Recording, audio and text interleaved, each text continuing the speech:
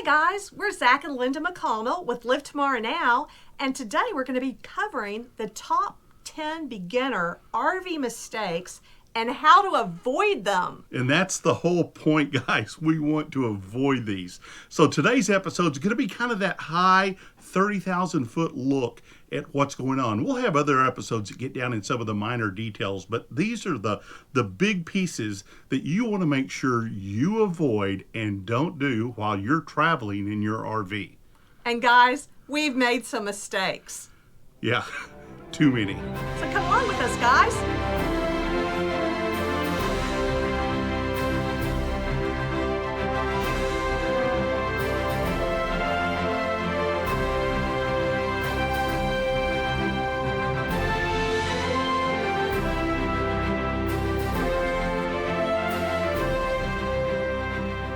Okay guys, so number one, the first thing you need to know is make sure you know the height of your RV.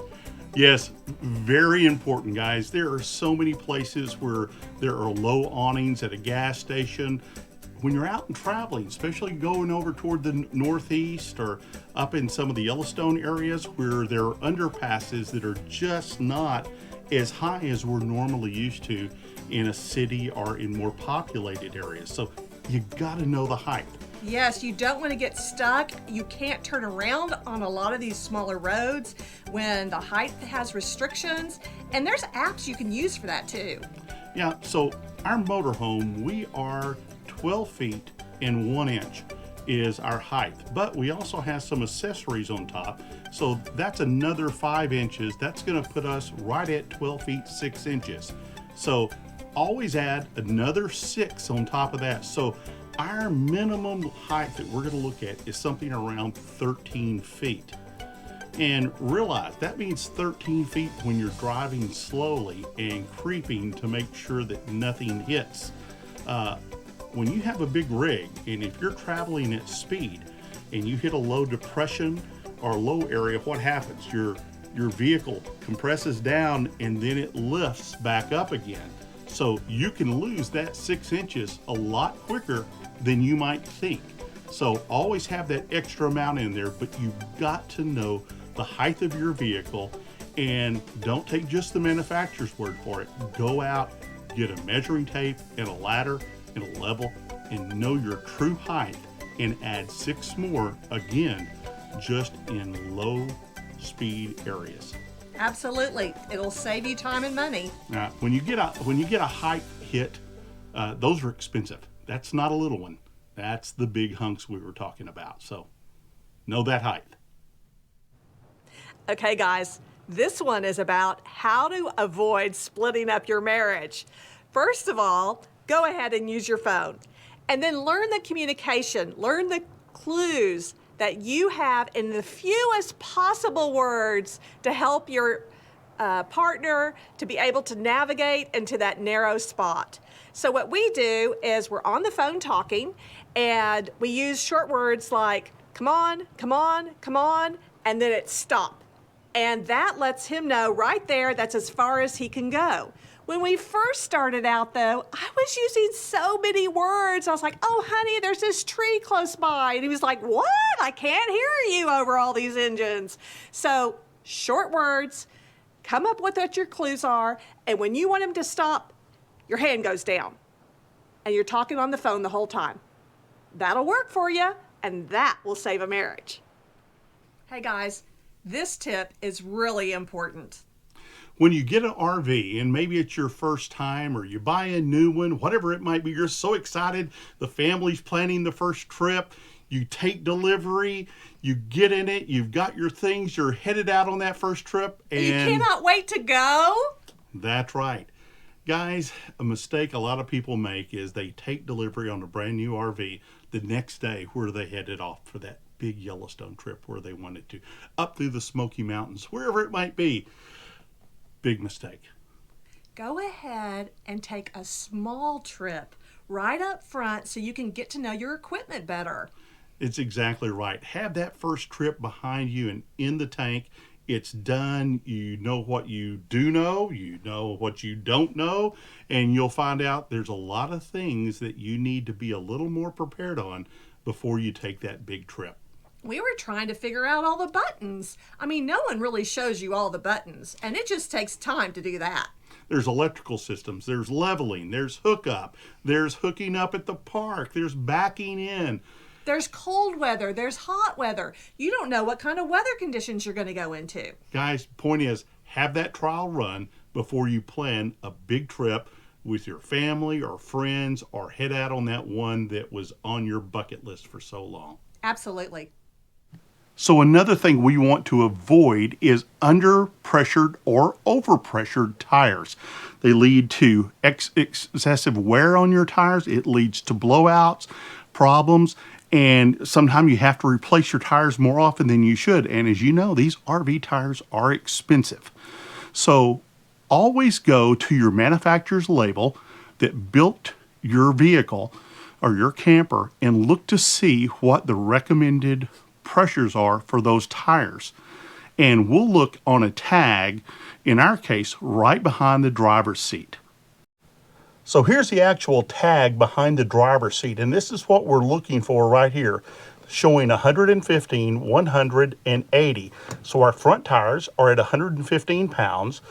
Our front tires in our duals is 100, and then the tag axle, the back tires that have no power to it, are 80. So we have 3 different pressures that we need to keep up with, and these need to be checked during every trip. Okay guys, now that we know the pressures we need to go out and measure the pressures in those tires. So what do you need? You need a good quality tire pressure gauge. Now I use this one. This is kind of a trucker's type gauge, but I like it. It's old school, it's manual, pops out, shows me the pressure that the tires are set at. And the reason I like it over some of the little digital ones now, some of those digital ones are really cheaply made. They don't last long. I'm always a little suspect, are they giving me the correct pressure? And you've got to have power to them. Many of them require batteries. They have a light up display or something like that. Some don't, but most of them do. So get one like this and it does a great job. We always want to avoid having accidents on the road. And one of the most catastrophic accidents we can have is a blowout, especially if you're in a motorhome, but trailers aren't immune to it either. So keeping up with that tire pressure, like we talked about earlier, is very important. But another way to do that is with a TPMS. That's a tire pressure monitoring system. And it can give you very live data of how your tires are doing, both on temperature and pressure. We'll take a look at the one I have right here. GUTA. Hope I'm saying that right. This was a purchase off of Amazon just recently, so I really don't have a lot of experience with it. I'm clicking it on, and it will start rotating through the different tires, and it shows it all here, both for my motorhome and for our tag vehicle, and it will display the air pressure and the temperature for each one. So this is a good way to keep up with it and know as you're driving down the road and try to foresee some problems. Now, catastrophic blowouts, in most cases, you're still not going to know. But sometimes you'll get a leak, even a severe leak, and it will let you know as soon as it hits a predetermined pressure level and go off. And it'll make a lot of noise. You'll know what's going on, so you can pull over and check out the tire and see what's happening, and hopefully avoid some mistakes. Hey guys, we're going to hit the brakes real quick for just a moment. If you're enjoying this content and it's helping you, please hit the subscribe button and the like button. That helps a lot and we'd really appreciate it. Come on guys, give us a like. Okay guys, when you're traveling, you want to make sure and have a basic toolkit with you to do some of the things around your interior and exterior in case it's needed. So, number one thing for me, always I have got to have my power drill. Cordless, that works out real well. Of course, some wrenches, always good things to have. I like to have a clamp. Comes in a lot more handy than you would think. Another pair of pliers, variety of screwdrivers, both Phillips head, slot head, and on a lot of the travel trailers you see now, they have a square head. And so you probably has a good idea to have a set of drill bits and also a set of connectors that will work in a variety of types of heads. I've got to have a small socket set. That really works good on the interior. You want a large socket set as well. Measuring tapes. Don't always have room for a big saw, but this has come in handy a few times. Cutting limbs, working on a variety of things. So make sure and have that as well. I've got to have a fishing knife. I always carry some extra hose connectors so that we don't have a problem with leaks coming out. I've actually got some brass fitting heads too that will divert water from one to another. Good old pair of pliers. And of course, what trip wouldn't be ready without some duct tape? And we've got about 2 rolls in the camper right now ready to go. So have some basic tools, know how to use them, and be ready, because if you can avoid some of the small fixes and do those yourself rather than have to have someone come in, it'll save you a lot of money. Hey guys, something to avoid is don't approach your neighbors when they're setting up. And also keep in mind, when you're setting up, you don't want to be talking to other people either. So don't get in a conversation with your neighbors, or else what's going to happen? You're going to forget something. You know, that to-do list of all the hookups and the where's the electrical, where's the water? You're just going to forget about it because you got caught up in their conversation getting to know your neighbor. So keep in mind, that's camping etiquette. When someone new comes into the park, you don't go walk over there and start a conversation with them. Give them time, let them set up, and then you can go introduce yourself. One of the things that's really important when you're traveling in a motorhome, a fifth wheel, or large trailer is that you have a GPS that is safe for RV or truck travel. There are a lot of roads and a lot of overpasses that you just don't want to get into. And if you use a regular GPS, it's going to happen. At one time or another, guys, it's going to happen. So what we do to avoid that is we use RV Life, and it's just on our phone, and it has right here, we open it up, and then we'll put in someplace we want to go. Let's pick Watkins Glen, New York, and we'll say we're going to head to the station. It gives me the option to explore this area, search nearby parks, or in this case, we'll hit get directions, and then we start our trip. The thing that's important about this is we've entered all of our rig information. It knows the height, the length, and our weight. So it's going to make sure that we don't go into areas or bridges or tunnels or underpasses that we won't fit on, or roads that just are not suggested for larger vehicles. This information is on my phone. I can use that, or it goes to a dash display that I use as we're traveling down the road. So I really can't understate the importance of having a proper GPS that is safe for RVs. Hey guys, so this tip is about avoid overpacking. Just go ahead and make a list ahead of time, check out your weather so that you have the right clothes packed, and then stick to those clothes just for the amount of days that you need, because weight does matter.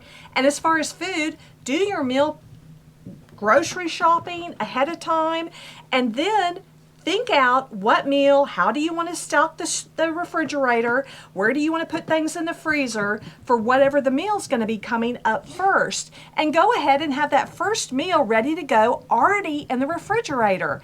And one thing that happens to us when we pull our slides in, guys, we can't get to this pantry area right here. So what happens if we're going down the road? Oh, all of a sudden we want the chips or the almonds or whatever. Snacks are in the cabinet and we can't get to it.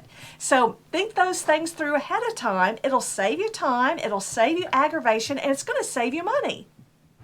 Okay guys, one of the things we want to do is avoid frustration and aggravation when we're traveling. So fuel, always go out, try to get your fuel done the night before. And the reason is for that, truck stops can be busy, and we try to use a truck stop whenever we can, especially when it's large amounts of diesel that we're involved with. But the big thing is the overhead clearance. At the truck stops, you'll have a lot of clearance. You can pull in, they're high-speed pumps. They'll pump the fuel real quickly, and then once it's done, you get back in your motorhome, pull out to the yellow line. That way you're not holding up the truckers behind you, then you go in and pay. The other thing too is if you try to get fuel at some of the gas stations, especially as you find those in the city, it's very difficult to get in and out of those. There's not a lot of room for rigs, so if you've got a diesel pickup that you're pulling a camper or trailer with, that's important to consider. If you have to do something outside of a truck stop, we suggest a major grocery store. They tend to have a larger parking lot around them, which allows you to get in. We've done that even in our motorhome with our tag behind us and pulling our toad. And it worked out real well. But the smaller stations, the smaller grocery stores just are not a good option. Trying to get out the night before it's done. That way, when you get up in the morning, all you're thinking about is getting off on that trip, and you're not rushing, making mistakes, and especially the possibility of hitting your trailer or RV on a low. Hey guys, I just want you to think about this. We really want to avoid traveling in bad weather. So what do?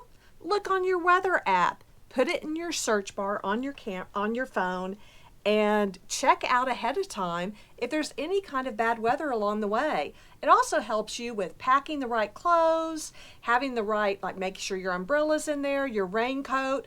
But check out your weather before you leave, where your destination is, what the weather is along the way, and that's going to really be a good thing to make sure you're not running into bad conditions. It's okay if you have to change your destination.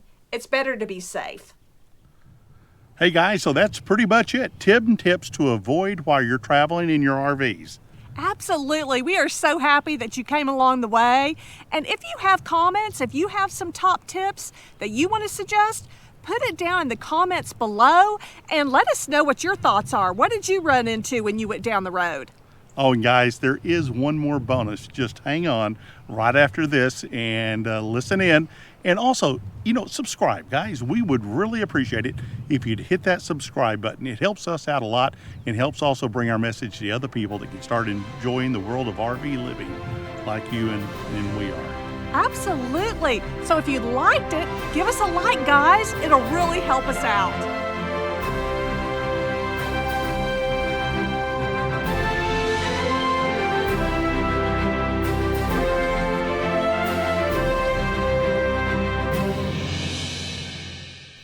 Hey guys, now this is a really important tip. In fact, this is the bonus tip. Absolutely.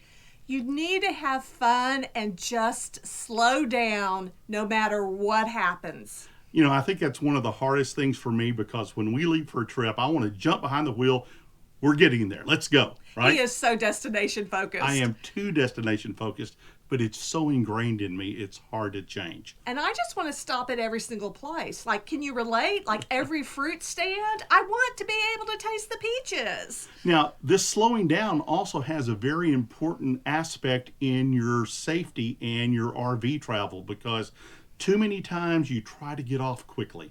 You try to pack quickly. You try to set up quickly. And this is where we have to take a breath, take a beat. And get in your routine. Pack the night before or the day before. Have things on a schedule, and that way you don't feel so rushed. That's right. And if you're not rushing, you avoid mistakes, number one. Number two, you avoid more pressure. And number three, and this is most importantly, you're having fun. And that's why we're all out RVing to begin with, is to enjoy the time together, to enjoy the trip, the scenery, the surroundings. Slow down.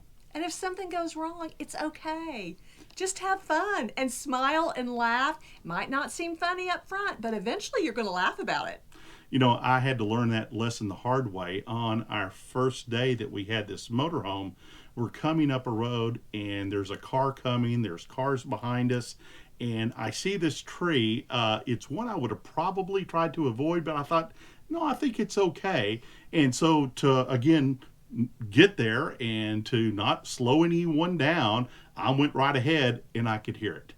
There was the scratch going right down the side of our motorhome we had just purchased. I was sick to my stomach. Yeah, don't do that, guys. That's right. So you know what? If you've got to stop for a second and let traffic by, you have to stop for a second and let traffic by. It's okay. It is. It's okay. And that's what we do now.